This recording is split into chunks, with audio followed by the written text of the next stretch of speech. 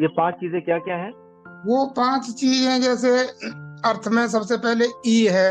ई का जी। मतलब है एनवायरनमेंट। अब एनवायरनमेंट इन्वायरमेंट। का आप देख ही रहे हैं कि एनवायरनमेंट का क्या चल रहा है और क्या हालत हो रही है इस समय। जी। टेम्परेचर दिल्ली के अंदर 52.9 बहुत डिग्री ज्यादा। सेल्सियस रिकॉर्ड हो गया। और जी। वैज्ञानिकों का जो अनुमान है और जो एस्टिमेशन है वो ये है कि 2050 को क्रॉस करते करते ये 60 पे चला जाएगा। जब 60 पे चला जाएगा तो मेरे हिसाब से कोई सर्वाइवल ही नहीं होगा। न तो ह्यूमन होगा न कोई होगा। तो सबसे पहले ये एनवायरनमेंट को कंजर्व करने की जरूरत है।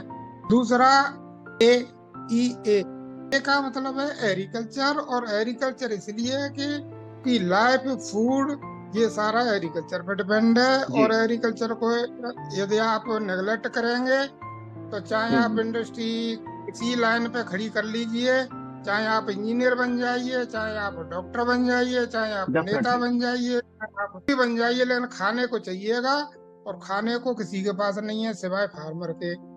ना कोई ग्रो जी। करेगा ना कुछ करेगा। तो इस फार्मर को हमें बचाना है, तब वो हमारा एग्रीकल्चर बचेगा। तब जा करके हम लोग सरवाइव कर जी। पाएंगे। फिर आए हम आर पर। तो आर आ गई। आर का मतलब है रिसोर्सेज। जो हमारे रिसोर्सेज हैं जो हमारे खत्म रिसोर्स है। होते चले जा ओके। रहे हैं। हम्म। रिसोर्स में हमने 4 लिए हैं। 4 में एक तो है ground water. Ground water, water हाँ। आपका खत्म हो रहा है, एक्सप्लोइटेशन हो रहा है, दुरुपयोग हो रहा है। और ये जी। एग्रीकल्चर के थ्रू बच सकता है। बिल्कुल सेव हो जाएगा पानी एग्रीकल्चर के थ्रू यदि इसको कलेक्ट सही कलेक्ट। टैकल किया जाएगा तो पानी ग्राउंड वाटर हो गया। फिर ग्राउंड वाटर को ही हम लोग को पीने में यूज करते हैं। हमारे हिंदुस्तान की 95% पॉपुलेशन ड्रिंकिंग वाटर में यूज करती है। हम्म। और इस ड्रिंकिंग वाटर में जब यूज करती है और ये यदि कंटामिनेटेड हो जाएगा तो सारी प्रॉब्लम्स क्रिएट हो जाएंगी। और पानी तो नहीं रिसोर्सेज मिलेगा तो में फ्यूचर ही नहीं है। तो रिसोर्सेज में एक तो हो गया ये, वाटर। हाँ, वाटर हो गया, ग्राउंड वाटर हो गया। फिर उसके बाद आ गया आपका एयर। उसके बाद आ गई आपकी सॉइल। ये आपके रिसोर्सेज में आ जाएंगे। अब ये सारे आपके एग्रीकल्चर और इससे जुड़े हुए हैं कि इनको आप कैसे सेव कर सकते हैं, कैसे बचा टी और सकते हैं। तो एग्रीकल्चर ई की बचा।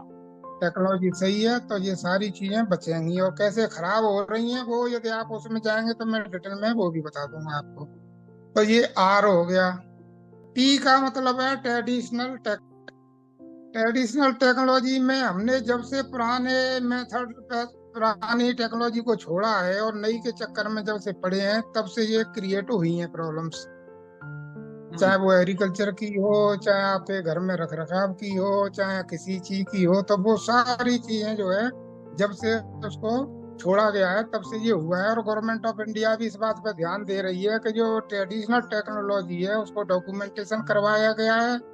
और हम्म। उसको साइंटिफिक ढंग से इम्प्लीमेंटेशन करवाने के लिए जो इंस्टीट्यूशंस हैं उनको बोला गया है। तो इस पर काम काफी चल भी रहा है। ओके। तो और ये फिर आया प्रोसेस एच। होगी। और एच आता है वो अल्टीमेटली हम ह्यूमन है। तो आदमी ओके। के हाथ में सब कुछ है और आदमी को बचना है। आदमी यदि बचेगा सब कुछ बचेगा, आदमी खत्म तो सब कुछ खत्म। तो अब हम तो ये तफसील से चलते हैं। जी। ये इन्वायरमेंट की जी, तरफ। इन्वायरमेंट। जी, तो इन्वायरमेंट को एक तो पहले बताइए कि कारण क्या है ये जो हाँ। एनवायरनमेंट जो खराब खराब होने के। होता है वो क्यों खराब हो रहा है इस चीज को आपको समझने की जरूरत है। हम्म। अब इसमें जो हम लोग नई टेक्नोलॉजी में फर्टिलाइजर पे आए हैं, केमिकल फर्टिलाइजर पे। जी। अब केमिकल फर्टिलाइजर जो हिंदुस्तान में यूज हो रहा है वो हम्म। लगभग 60 मिलियन टन के करीब यूज है। जो हाँ, आपने रिसेंट बताया, हाँ। ईयर का डेटा है। हाँ, ये 23-24 का डेटा है। जी। इसमें ये यूज हो रहा है। अब इसमें होता क्या है कि इसमें से जो नाइट्रोजन वाला खाद है वो 50% गैस में कन्वर्ट हो जाता है। और गैस कौन सी बनती है? नाइट्रेट, नाइट्राइट और नाइट्रस ऑक्साइड। ये जी। तीन, ये तीनों गैसें हाईली कार्सिनोजेनिक हैं। और ग्लोबल वार्मिंग पे इनका इफेक्ट आता है। फॉर एग्जाम्पल, जैसे नाइट्रस ऑक्साइड मैंने बताई। ये क्या नाइट्रस होता ऑक्साइड, है कि जी। फर्टिलाइजर से रिलीज होगी और एनवायरनमेंट में जाएगी सीधे। एयर। और एयर पोल्यूशन। 120 120 साल तक इसके मॉलिक्यूल्स खत्म नहीं होंगे, वो एक्यूमुलेट होती रहेगी, यानी हमारी लाइफ से भी ज्यादा हमने फर्टिलाइजर को एनवायरनमेंट में ऐड कर फैला दिया। रखा है जी। हाँ। 120 ईयर्स अब इसकी 100 लाइफ है, जी, लाइफ ऑफ 120 अर्थ साल की। इसकी लाइफ है। दूसरा, जो कार्बन डाइऑक्साइड है जिसको हम सबसे ज्यादा खराब मानते हैं और हानिकारक मानते हैं, जी। उससे ये 295 टाइम्स हार्मफुल है। 295% या 295 टाइम? 295 टाइम्स। टाइम्स हार्मफुल है ये कार्बन हाँ, डाइऑक्साइड उससे से। ज्यादा कार्बन ओके। डाइऑक्साइड से हार्मफुल है। जी। अब ये गैस जब ऊपर चली जाती है तो एक तो हम्म। हमारे उसको एनवायरनमेंट को डैमेज कर रही है, ओजोन को डैमेज कर रही है। फिर हम रेस्पायरेशन के लिए जब यूज करते हैं तो यही गैस हमारे पास रेस्पायरेशन के थ्रू आती है, फिर हमें respiratory disease, respiratory disorder, cancer, ये सारे इससे जुड़े हुए जो हैं वो सब हो जाते हैं। मतलब सारे रिस्पिरेटरी अब ट्रैक को ये डैमेज करता है, क्योंकि वो हाँ, जहाँ से हम ब्रीदिंग कर सकते हैं वो रिस्पिरेटरी ट्रैक बिल्कुल। भी करेगा और आर्टरीज भी डैमेज करता है जी। हाँ, जो रेस्पिरेटरी सिस्टम से जितने जुड़े हुए पार्ट हैं जी। उनमें डैमेज करेगा और उनमें ही बीमारी चलेंगी, उसी में कैंसर आएगा। तो ये अब तो दूसरी गैस हो गई, जी, दूसरी नाइट्रेट गैस हो गैस गई हो गई, एक नाइट्राइट नाइट्रेट हो गैस। गई। जी। हाँ, ये तो नाइट्रस ऑक्साइड की मैंने बात की। नाइट्रेट और नाइट्राइट ये हाईली कार्सिनोजेनिक गैसें हैं और ये हमारे फूड में एंटर करती हैं। 25% हमारे फूड में एंटर कर जाती हैं मतलब कहाँ और से? 10 ये से 12 एयर से फूड में एंटर फर्टिलाइजर करती है? से, फर्टिलाइजर हमने अप्लाई फर्टिलाइजर से किया। डायरेक्टली? ओके, हाँ, डायरेक्टली। फर्टिलाइजर से गैस बनेंगी, गैस बनते ही कुछ फूड में जाएंगी, कुछ ऊपर गैस में चली जाएंगी, कुछ ग्राउंड वाटर में चली जाएंगी और कुछ सॉइल के अंदर एक्युमुलेट हो जाती हैं। चार वो सोर्स में सारे जाती हैं। सारे फूड्स में जा रही है वो। ओके। हाँ। अब यहाँ सोचने की बात ये है कि आपने जो मैंने बताया था कि भाई 60 मिलियन टन खाद का यूज हो रहा है, पेस्टिसाइड इसमें से वाली। हाँ 60 से 70% फर्टिलाइजर हमारा वेस्ट जा रहा है। इसी तरीके से कि भाई गैस में कन्वर्ट हो गया, अब वो एयर में चला गया, पानी में चला गया, इस तरीके से वो हमारा तो ये सारा का सारा कैसे वेस्ट कैसे गया। कन्वर्ट हो रहा है? कैसे कन्वर्ट हो रहा है ये 75% कैसे कन्वर्ट हो जाता है? हाँ, जो उसकी जो फर्टिलाइजर यूज एफिशिएंसी है, जो हम टेस्ट करते हैं, रिसर्च करते हैं, उसमें जब देखते जी। हैं कि हमने 1 किलो यदि फर्टिलाइजर यूज किया है तो उसमें हम्म। से काम कितने आया और कितना बेकार चला गया, तो इस फर्टिलाइजर की जो यूज एफिशिएंसी है वो बहुत कम है। 25% है। फास्फेट फर्टिलाइजर, हाँ, फास्फेट फर्टिलाइजर की ये दो 20% है, यानी 20% जी। काम आ गया, 80% बेकार गया। हम्म।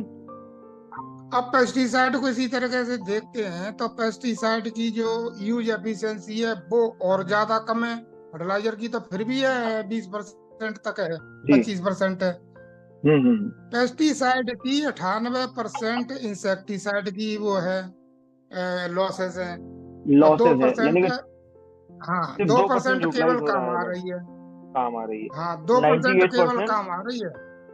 और ये 98% 62,000 टन हाँ 62,000 टन पेस्टिसाइड का इस्तेमाल हो रहा है। 98% जा रही है पोल्यूशन में। 2% सिर्फ उसका यूसेज है बस, और नहीं 98%। नहीं, जैसे फर्टिलाइजर का कंजम्पशन बताया ईयर का हम्म। 60 मिलियन टन, तो 60 sixty million ton million ton का आप 50 से 60% वेस्ट जो जा रहा है वो निकाल लें क्वांटिटी। जी। इसी तरीके से जो पेस्टिसाइड है उसका पेस्टिसाइड कंजम्पशन है 62,000 टन, और 62,000 टन बासठ है। हजार टन का आप 98% निकाल लें। 98% जा रहा है हाँ, तो ये पोल्यूशन वेस्ट में, गया। मतलब। हम्म। हाँ, पॉल्यूशन में जा रहा है। अब ये जो जी। वेस्ट जा रहा है और उसमें से जो ह्यूमन के पास फिर लौट के आता है वो बहुत बड़ी क्वांटिटी है, और उसको जब एस्टिमेट करते हैं तो वो लगभग 450, मिनिमम 450 मिलीग्राम पर कैपिटा पर पर ईयर हिस्से में आता पर है। ईयर जाता है जी। जो 142 करोड़ को यदि हम बांट रहे हैं कि जो इतने फर्टिलाइजर से कितना हमारे फूड में एंटर कर गया, उसको जब कन्वर्ट करके कैलकुलेट करेंगे तो एक आदमी के हिस्से में 450 मिलीग्राम से ज्यादा पॉइजन आता है। 450 मिलीग्राम पर डे हमारे खाने में ये आता है जा रहा पॉइजन। है, हाँ पॉइजन तो ये पेस्टिसाइड जा कितना रहा बड़ा, है। हाँ तो इससे ये बहुत बड़ा नुकसान है फर्टिलाइजर और इन दोनों का मिला करके। ये जब हम खाना खा रहे हैं तब है, जब हम पैक्ड फूड नहीं खा रहे हैं, सिर्फ खाना खा रहे बिल्कुल। हैं, तब हमारे पास 450 जब मिलीग्राम जा रहा है। पेस्टिसाइड, हाँ जर्म्स और पेस्टिसाइड एंटर कर रहे हैं हमारे बॉडी में। और इसी तरह से बिल्कुल ग्राउंड वाटर, बिल्कुल। वाटर, ग्राउंड, ग्राउंड वाटर नदियां, से भी आपके ये पास ही आ सारे रहा कुछ है। खराब कर रहा है जी। इसका ऑल्टरनेटिव एयर आपने से भी बनाया आपके पास लौट के आ रहा है। जी, तो तो इसका ऑल्टरनेटिव ये आपने घूम फिर बनाया। करके, तो ये घूम फिर करके सारा ह्यूमन के पास आ गया, तो उधर तो हमने एनवायरनमेंट को खराब कर दिया।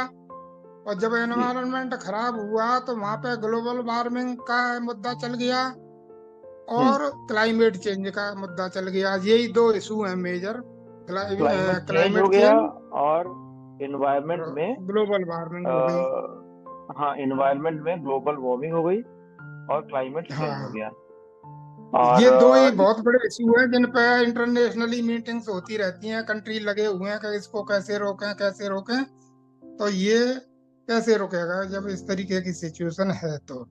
तो इसका सोल्यूशन तो आपके पास है, आपने जो गौशालाएं बनाई हैं उससे आप हाँ मेन्योर सॉल्यूशन का सॉल्यूशन यूटिलाइज तो कर देखिए सकते वही हैं। है, ऑर्गेनिक फार्मिंग का, केवल और ऑर्गेनिक फार्मिंग का ही सॉल्यूशन है।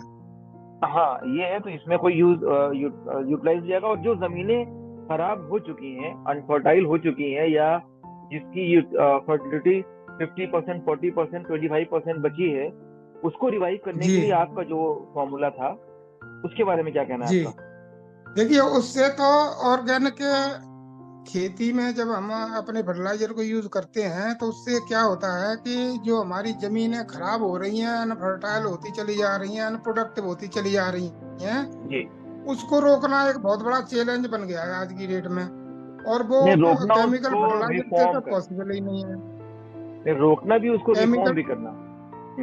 हाँ रोकना भी जी है, रिफॉर्म भी करना है, और वो हमारे ऑर्गेनिक फार्मिंग से हो जाएगी। और ऑर्गेनिक फार्मिंग में जो हमारे पास फर्टिलाइजर था जिसको हमने बनाया था नैनो फर्टिलाइजर, जी उससे ये पॉसिबल होता है कि जमीन एकदम सुधरेगी, प्रोडक्टिविटी बढ़ेगी, और उसकी प्रोडक्शन पोटेंशियलिटी है वो इंक्रीज हो जाएगी, वाटर होल्डिंग जी कैपेसिटी इंक्रीज हो जाएगी।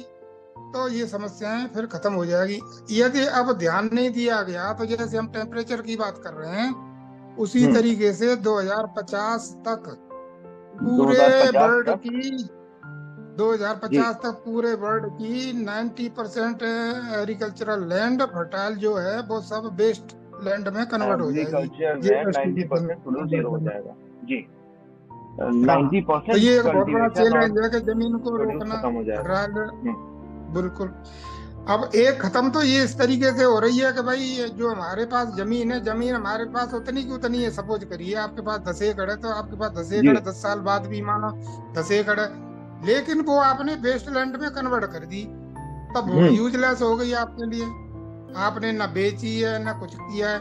और दूसरा वो रिडक्शन जो हो रहा है जमीन का, वो उसको तो हम नहीं रोक सकते, वो सरकार का काम है। और डेवलपमेंट में यूज होती चली जा रही है तो एग्रीकल्चरल लैंड जो घटती चली जा रही है बड़ी तेजी से, उसको जी। तो हम रोक नहीं सकते। लेकिन एक सर्वे, जमीन की एक जो फर्टिलिटी है, प्रोडक्टिविटी है, उसको हम रोक सकते जी हैं। रोक सकते हाँ हैं। ये अगर इसी तरह हाँ चलता उसको रोक रहा सकते और हैं। रिफॉर्म नहीं हुआ, तो हाँ एक 50 सर्वे तक के खत्म हो हिसाब जानी से है कुछ जमीन। 50 तक पूरी खत्म हो बिल्कुल। जानी है। और उसके रिफॉर्म के हाँ लिए हाँ एक तो आपने एक ड्राइव बहुत अच्छा चलाया है, गौशाला वाला, उससे आप मैन्योर निकाल रहे हैं। उसके अलावा आपका जो एक यूनिक प्रोडक्शन है, या आपका एक नहीं, जी आपके कई हैं, उसके बारे में हम अलग से बात करते हैं अभी। तो जी इस प्रोडक्ट जो आपका था, ये जो आपका फर्टिलाइजर था, नैनो टेक्नोलॉजी वाला फर्टिलाइजर, जिससे कि वाटर भी आपका सेव हो रहा था, और साथ में जी आपके क्वालिटी और प्रोडक्टिविटी भी जमीन की बढ़ रही थी। उसमें आपका बिल्कुल। परफॉर्मेंस क्या रहा, और क्या अब तक उसमें आप कर पाए, कहाँ पे रुकावटें हैं उसमें? अब क्या देखिए चल रहा है उसको उसमें? हमने, हाँ उसको हमने इंडिया में तो काफी फैलाया, गवर्नमेंटों में अवेयरनेस लाए और विदेशों में भी गया। इवन व्हाइट हाउस में भी हमने ट्रायल लगवा दिए थे वहाँ अमेरिका में। जी जी। और वो व्हाइट बहुत हाउस में भी अच्छी आपने डिमांड हमारे पास आई। प्लांट लगाए हैं आपने? हाँ व्हाइट वहाँ पे हाउस में हमने भी खाद प्लांट को लगा दिए? उसको यूज करा था, जी। व्हाइट हाउस में यूज करा था और काफी अच्छा ओके। रिस्पॉन्स रहा। और अफ्रीका में एक इंटरनेशनल एग्जीबिशन थी, उसमें जब हमने वहाँ पर प्रेजेंटेशन दिया और वो एग्जीबिशन लगाया तो वहाँ से डिमांड भी जी बहुत आ गई। कुछ कंपनियों ने फॉर्मुलेशन भी मांगे हमारे से कि भाई फॉर्मुलेशन दे दो हमें, बेच दो करके। लेकिन जी। हमने चूंकि अपने लिए करा था, इंडिया के लिए करा था, तो हम तो चाह रहे थे कि भाई इंडिया में कुछ हो जाए, सस्ती चीज से तो सस्ता इंडिया गवर्नमेंट का किसान भी क्या कर। रिस्पॉन्स है? देखिए गवर्नमेंट का रेस्पॉन्स तो ये है कि जो उनकी पॉलिसीज होती हैं वो ही पुराने ढर्रे वाली होती हैं, वो उसमें चेंज नहीं करते हैं। तो तो इसके लिए डिपार्टमेंट, हमें अवेयर करना पड़ेगा पब्लिक को, तब गवर्नमेंट उसमें जागेगी। हाँ अवेयर करें या फिर गवर्नमेंट उसमें तब इंटरेस्ट ले जाए, जबकि गवर्नमेंट का ही फायदा है उसमें, ये नहीं है कि गवर्नमेंट जी। का नुकसान है। नहीं, देश लेकिन फिर बचेगा भी वो तभी आगे इकोनॉमी नहीं बचेगी। आते कि भाई हमारे पॉलिसी में नहीं है, जी ऐसे कह के वो टाल जाते हैं। अब जैसे फर्टिलाइजर है, फर्टिलाइजर पे पिछली साल जो सब्सिडी दी गई थी वो 2.5 लाख करोड़ की सब्सिडी दी गई थी। और जी इस साल 23-24 में इसी मार्च तक जो सब्सिडी दी गई है वो जी। 2 करोड़, 2 लाख करोड़ के करीब सब्सिडी दी दो गई, लाख यानी करोड़ ये ऑलरेडी दी जा हमेशा। चुकी है। हाँ दो ढाई पे चल रही है अभी। जी तो ये कितना बड़ा गवर्नमेंट के ऊपर एक बर्डन है, सब्सिडी बर्डन है। यदि हम कह रहे हैं कि भाई इसकी तुम्हें जरूरत नहीं पड़ेगी, तो वो सीधा पैसा गवर्नमेंट को बच रहा है, गवर्नमेंट की इकोनॉमी में जाएगा। इकोनॉमी में जो जुड़ेगा तो कितना बड़ा फायदा होगा। एक नहीं, तो एक तो बेस फायदा है। ये होगा। बेस। जी हाँ ये बहुत बड़ा एक फायदा है गवर्नमेंट का, तो इसमें तो आग आग बंद करके गवर्नमेंट को आगे आना चाहिए। दूसरा, जो हम पैदा करते हैं एग्रीकल्चर में, जो आज सिस्टम हम्म। चल रहा है उसमें लगभग 30 से लेके और 45% प्रोड्यूस हमारा लॉस हो जाता है, डैमेज हो जाता है, खराब हो जाता है, सड़ जाता है, due to poor quality, due to presence of pesticide, due to presence of heavy metals. ये सारी चीजें उसमें मौजूद रहती हैं, वो सड़ा देती हैं और प्रोडक्शन खराब हो जाता है।